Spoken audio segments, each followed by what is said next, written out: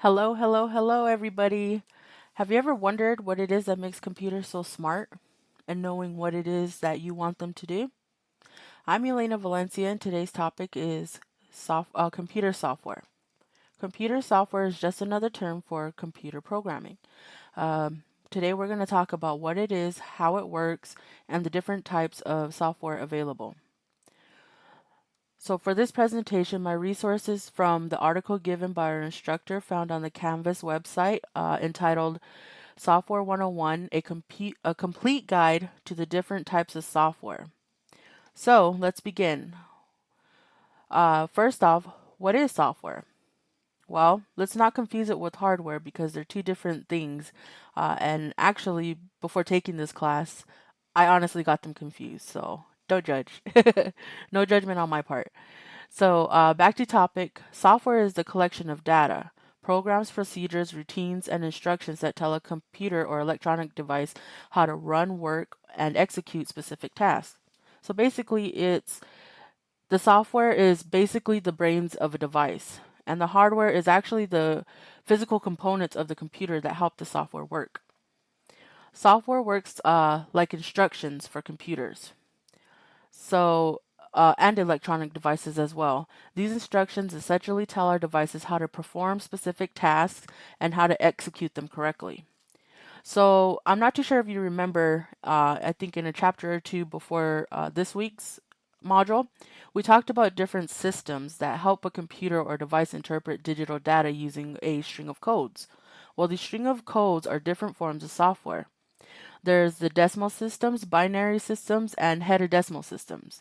So in the decimal systems, it uses 10-digit codes, which are numbers 0 through 9.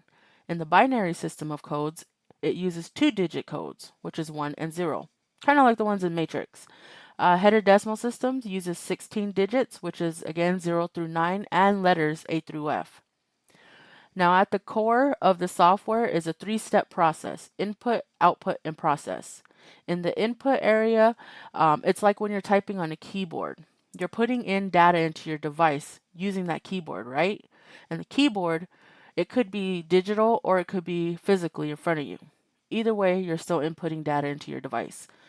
The output is the execution of the action that you have put it into the keyboard. I mean, into the computer using the keyboard. So this would be the typing of letters. Um, the process is where the connection between physically touching the keyboard and having it pop up on the screen to show you what you typed. That is the process part of it. So now that we have an idea of how software works and what it is, let's talk about the different types of software. So in the article, there was 10 different types of software that they kind of went over. I'm going to do a brief introduction to all, and hopefully, if you get a chance, look at the article and you can read more in depth into it. So the different types of software are application software, system software, firmware, programming software, driver software, freeware, shareware, open source software, closed source software, and utility software. So let's start with application software. Application software is designed for end users, meaning a person who is actually going to use the particular product. Now, examples of this is like email, educational software, simulations, multimedia presentations, database, spreadsheets, word processing. Those are all examples of application software. System software, it runs things in the background. For example, Microsoft Windows, Mac OS for Apple devices, and Linux. These are all software for computers, laptops, and tablets. Apple's I/O, Google's Android, and Windows Phone OS, these are all software for smartphones. Moving on, we have firmware. Firmware is software that is stored in a computer's motherboard or chipset. Its job is to ensure the device is working correctly. It checks the drive for errors and then sees if the operating system is available or there, and then it turns control over if not, or if it is, I'm sorry. Programming software is a code written in English using specific format or standards. High-level programming languages are then converted into a machine code. In order for this to happen, it takes another type of software called a compiler to make this happen. And this is where you see programmers um, typing in commands on the computer, and then it switches over to the different like binary codes, and that's basically computer language. So driver software is in constant communication with the hardware, as well as controlling the devices and peripherals attached to the computer. It does this by gathering information from the input from the operating system and giving instructions to the hardware to perform a task or other designated tasks or actions that you want it to do.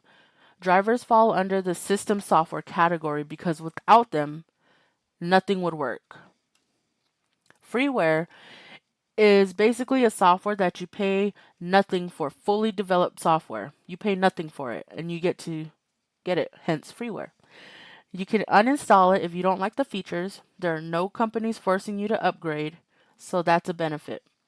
Shareware is kind of like freeware, but shareware is free to use and share with others. Only for a short time though. It's kind of like a trial period. Here you can try it out before making a decision on whether to purchase it or not.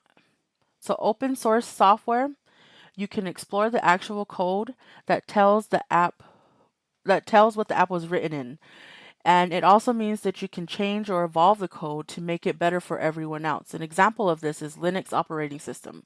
It also kind of puts me in the same mindset of Wikipedia. Closed source software is found in most applications. It is a closed source and the original code is not exposed. Licenses here are stringent though. This means that no unauthorized copying or cracking is allowed. An app can be commercial or private, but it is always required a payment in order to be used. Examples of this are is pretty much Skype. It's all encrypted.